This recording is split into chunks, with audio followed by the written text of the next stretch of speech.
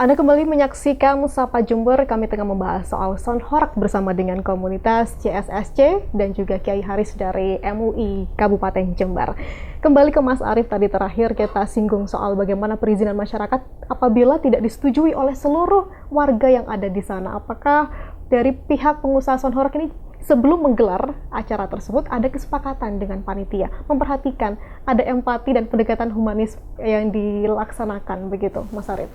Ya, jadi soal perizinan, Mbak, mungkin hanya sound karnaval atau sound horeg saja ya yang melakukan perizinan untuk tanda tangan masyarakat sekitar. Kalau yang lain konser, saya kira nggak perlu begitu. Walaupun sama-sama akibatnya, kan sama akibatnya. Tetapi konser juga melakukan perizinan ke polisi begitu ya? Kalau kita sama, sampai hari ini stepnya itu dari bawah begini.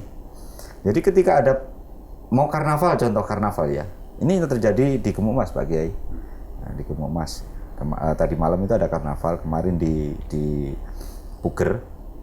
Jadi panitia ini ya masyarakat, karena karnaval desa. Jadi akan meminta izin kepada kepolisian. Stepnya adalah yang pertama, ini ada rapat koordinasi dulu dengan kepolisian. Kemudian ada kecamatan, ada koramil, ada ulama. Kalau sekarang ada MUI, Kalau kemarin tidak. Jadi ada tokoh masyarakat, tokoh agama itu yang diundang. Terlepas itu dari mana ya. Nah, kemudian dari situlah kemudian muncul rekomendasi bahwa harus melakukan kesepakatan bersama dengan masyarakat sekitar. Boleh nggak ini? Yang dibubuhkan dengan tanda tangan. Nah, kembali lagi ke soal intimidasi dan lain sebagainya. Saya pikir dalam hal apapun manusia itu kedudukannya sama. Jangankan soal hari ini yang sound horeg dianggap haram ya, tanda kutip. Kita ngomong pengajian saja, saya yakin juga tidak akan semuanya begitu. Karena ini manusia hidup kan jelek, bagus kan ada di dalamnya. Mas Arief, kami dengar sudah melakukan hearing bersama dengan DPRD Kabupaten Jember. Apa yang menjadi hasilnya? Hasilnya ya alhamdulillah. Jadi kami di dalam tadi ada kami dari CSSC, ada pihak kepolisian, ada Bakesbang, ada Satpol PP, ada dari Komisi A juga lengkap di dalamnya. Jadi semuanya bersepakat bahwa apa yang difatwakan oleh MUI kita hormati, kita tunduk soal itu. Jadi poin pertama yang penting tadi itu menjadi rekomendasi yang sudah kita sampaikan kepada teman-teman. Jadi di poin satunya fatwa MUI bahwa sound horeg itu menjadi haram jika di dalamnya itu ada contoh perkelahian, miras, kemudian joget-joget yang mengundang hawa nafsu dan lain sebagainya. Itu menjadi haram. Tapi sama sempat disampaikan Pak Kiai bahwa ketika itu diminimalisir atau dihilangkan ya, kalau hilang sama sekali kan kemaksiatan itu susah ya. Jadi tapi minimal ya kita berusaha dari fatwa itu untuk membantu menekan juga. Saya pikir selesai. Kira-kira nanti menghasilkan sebuah peraturan daerah atau bagaimana nanti targetnya? Ya kami kalau harapannya sih ada peraturan begitu juga. Jadi nggak ada lagi simpang siur nanti. Jangan sampai kalau peraturannya nanti tidak dibuat 3 tahun lagi muncul lagi ada panduan fatwa yang resmi serupa gitu kan. Baik. Ini rancu lagi di bawah. Baik, gitu. Kiai Haris, ini soal kita membuat peraturan begitu ya. Kemarin sempat viral Bupati Jember Gus Sawaid soal bagaimana proses kampanye kemarin ini sempat menandatangani komitmen untuk bisa mendukung sound horeg ketika terpilih begitu. Apakah menurut pandangan MUI Kiai Haris utamanya hal ini akan menghambat perumusan peraturan daerah utamanya? Ya, saya pikir Gus Wawan itu tetangga saya sebenarnya. Sekarang sudah menjadi Bupati Masyarakat Jember secara keseluruhan. Bukan hanya bupatinya dari komunitas sound horeg yang di situ ada kontrak politik. Jadi dalam rangka membuat peraturan, apakah itu bentuk perda atau perbuk macam-macam itu, ya semua pro kontra dalam konteks ini harus diperhatikan. Jangan kemudian yang dimenangkan hanya kelompok sound horeg dan teman-teman dari komunitas sound system. Namanya komunitas bukan sound horeg, Mas ya. Sound system. Itu juga harus legowo bahwa misalnya proses di kampanye itu harus dibedakan dengan sekarang. Sekarang realitas kehidupan ya seperti sekarang ini. Kalau dulu apapun pokoknya yang penting bisa menang ya ditandatangani, ya kan begitu. Kalau seandainya tidak ditandatangani kan nanti ada dukungan politik yang kurang dan seterusnya. Nah, ketika sekarang sudah menjadi bupati masyarakat Jember, ya semuanya harus dirangkul. Jangan sampai kemudian yang dimenangkan adalah salah satu pihak, itu menjadi perjalanan roda pemerintahan itu menjadi tidak efektif.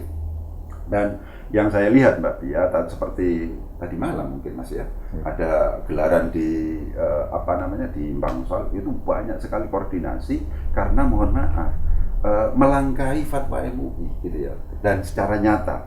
Cuman kebetulan alasan yang penyelenggara itu bisa diterima. Wis DP-ne wis gede misalnya ngoten ya. Itu agak bisa diterima, tapi tolong kemudian yang namanya kemaksiatan tadi itu bisa ditekan. Tapi sudah banyak koordinasi untuk kemudian yang kita khawatirkan adalah bentrok fisik horizontal. Itu seperti itu. Jadi meskipun sudah kontrak politik macam-macam, cuman saya ingatkan bahwa sekarang sudah menjadi bupatinya masyarakat secara keseluruhan Jember, bukan hanya komunitas tertentu. Karena demikian dalam rangka mengambil sebuah kebijakan, mana yang harus diperhatikan itu harus semuanya, harus benar-benar bijak. Kalau seandainya tidak, ya kita akan berhadapan dengan komunitas yang kontra nanti. Kalau misalkan dirumuskan hanya sekedar peraturan daerah atau peraturan bupati begitu, sanksi administrasi apa cukup? Atau ada, kalau misalkan aturan ini berupa undang-undang, nantinya akan berupa pidana, denda, dan lain sebagainya. Menurut Kiai Haris yang ideal seperti apa regulasinya? Kalau kami itu kan tidak sampai ngomong tentang hukum yang berat itu lebih efektif, itu tidak itu kalau kami. Yang penting tolonglah kemaksiatan dihilangkan, tolonglah kemudian kesehatan masyarakat itu diperhatikan. Hanya itu, apakah kemudian itu sanksinya administrasi sehingga izin usahanya kalau seandainya memang ada izin usaha dicabut, itu bukan wilayah dan itu tidak kemudian kami puas kalau seandainya dihukum selama-lamanya. Itu tidak, pokoknya kemaksiatan tolong dihilangkan. Tadi kan sudah, Mas Arief sendiri sudah mengatakan ini nanti akan kita coba untuk kita tekan seminimal mungkin, kalau bisa kita hilangkan. Meskipun katanya isi dunia itu mesti orang baik. Itu seperti itu. Yang paling penting ada keinginan kuat itu ya. Jadi bagaimana koordinasi dan seterusnya ketika kemudian ada gelaran itu. Kalau seandainya sepakat, kalau saya yang memungkinkan dinegosiasikan itu kan masalah kemaksiatannya, itu memungkinkan dinegosiasikan. Kalau sudah desibelnya, sudahlah. Di situ ada orang yang karena kurang literasi bawa bayinya, Mas Arief. Itu kan memungkinkan, kalau seandainya pada waktu itu imunitasnya sedang drop, itu kan memungkinkan, sangat bisa terganggu nanti. Kalau seandainya menimbulkan ketulian, mohon maaf, permanen, itu yang rugi siapa? Itu kan, oleh sebab itu Bu Nilom niku yang dari pakar dari UNAR itu, kalau seandainya ini tidak diatur secara ekstrim, oleh sebab itu saya ngomongnya tadi ekstrim, Mas Arief. Bah pengajian, bah opo, kalau seandainya sudah melampaui batas yang ditentukan oleh WHO, itu harus diharamkan. Itu ekstrim itu. Karena kalau seandainya tidak, suatu saat akan muncul generasi H, bukan generasi Z. Apa generasi H itu? Generasi yang ketika diajak ngomong, itu mesti ngomong, akan begitu. Generasi yang menjadi masalah ya. Mohon maaf ya. Janganlah kemudian kita menolak dan meninggalkan serta mengabaikan ilmu pengetahuan. Mesti akan terpuruk. Itu begitu. Ya sudah, kalau seandainya ini sudah di atas negosiasikan. Kalau seandainya semuanya diatur seperti itu, kan nggak ada pilihan lain, Mas. Masyarakat ya harus seperti itu ya. Tetap saja menurut saya pengusaha sound ya akan disewa tetap. Memang nggak mungkin nggak pakai sound sebuah acara itu kan nggak mungkin, pengajian, sholawatan. Cuman desibelnya harus diturunkan.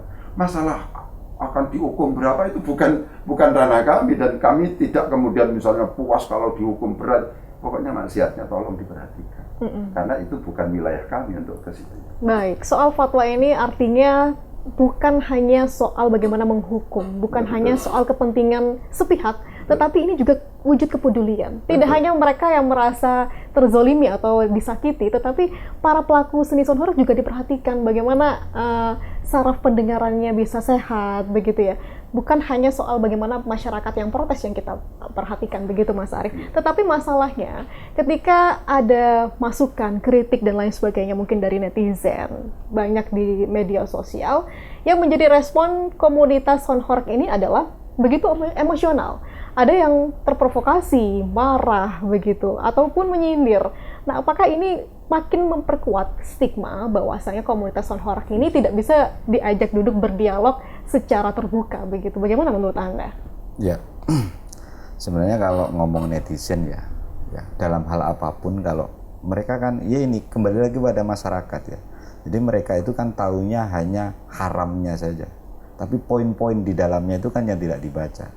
Kami di komunitas sudah membaca poin-poin itu, makanya ketika kami ketemu siapapun kami tunduk dengan fatwa tersebut. Terima kasih sudah diingatkan. Saya pikir kalau netizen juga membaca, pro kontra itu juga akan bisa sedikit meredam. Karena apa? Yang seneng sound system horeg ya pasti ketika membaca ini diharamkan begitu. Ini MUI mengharamkan, ya membacanya itu aja. Ya pasti ngamuk-ngamuk. Dulu saya belum baca fatwa juga sama. Iki apa maksudnya? Kok tiba-tiba ngomong MUI haram? Tapi kemudian beberapa menit kemudian dikirim sama teman-teman dari Surabaya, dari Malang. Ini fatwanya, kita baca, kita pelajari. Oh ini toh, gampang kalau ini. Kemaksiatan, ya kita sama-sama. Bagaimana kemaksiatan itu kan tidak hanya tugasnya MUI, tapi seluruh masyarakat di Indonesia. Saya pikir begitu. Baik, jadi poinnya adalah tetap bisa optimis untuk bisa menemukan titik temu dan sama-sama nyaman di tengah masyarakat begitu ya. Mas Arief, soal bagaimana 5 hingga 10 tahun ke depan, kira-kira Sonhorak ini atau komunitasnya akan bertransformasi seperti apa? Apakah menurut Anda akan hilang sepenuhnya atau menyesuaikan dengan apa yang menjadi kenyamanan masyarakat bersama? Untuk Anda seperti apa? Jadi Sonhorak ini kan sebenarnya sound system ya. Jadi horeg ini banyak dikenal ketika digunakan karnaval di beberapa tahun terakhir. Namun dari dulu karnaval juga menggunakan sound. Tapi yang mungkin tingkatannya lebih rendah ya. Karena seiring perkembangannya zaman, kemudian akhirnya ini dimodifikasi. Dibuat lebih dahsyat, lebih mahal biayanya dan sebagainya agar menghasilkan suara yang dentuman yang keras.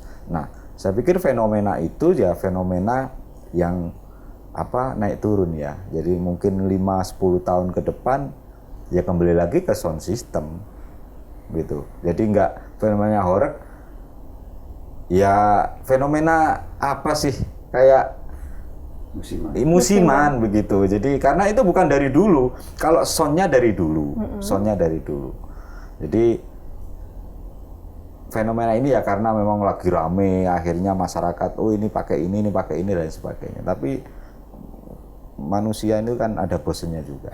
Oke, baik. Pasti. Jadi bayangan Anda ini akan bisa kondusif kembali. Iya, saya pikir seperti sedia kala begitu ya. Kita akan ke Kiai Haris ini terakhir.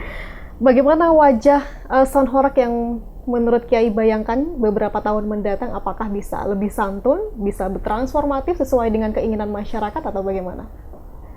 Ya harapannya seperti itu ya. Jadi jangan sampai kita secara sengaja berbuat zalim pada orang lain. Gitu. Jangan sampai itu. Karena di dalam Islam itu dikatakan man la yarham la yurham. Orang yang tidak berbelas kasihan itu tidak akan dibelas kasihan. Kalau seandainya kita sudah merasa empati kepada orang lain, maka Allah akan empati kepada kita.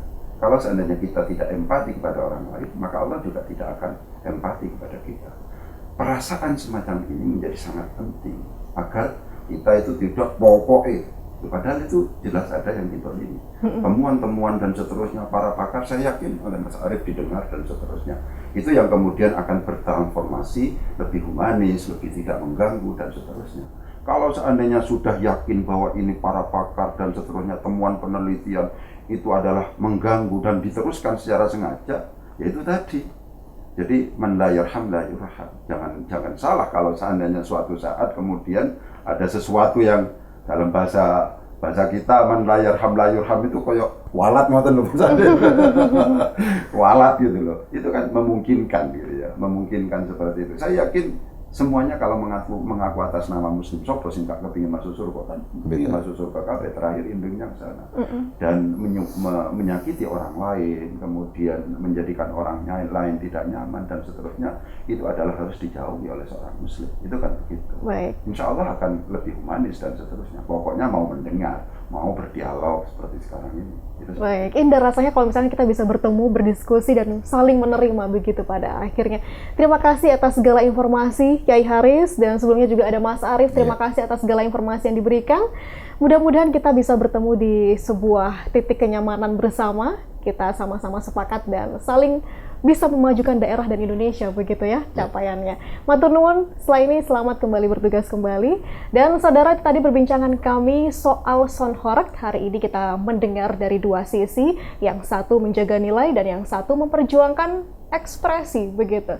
Namun dari sini kita belajar bahwasanya kita tidak boleh hanya ingin didengar, tetapi juga saling mendengarkan. Akhirnya saya Pial Mediana pamit undur diri, sampai jumpa.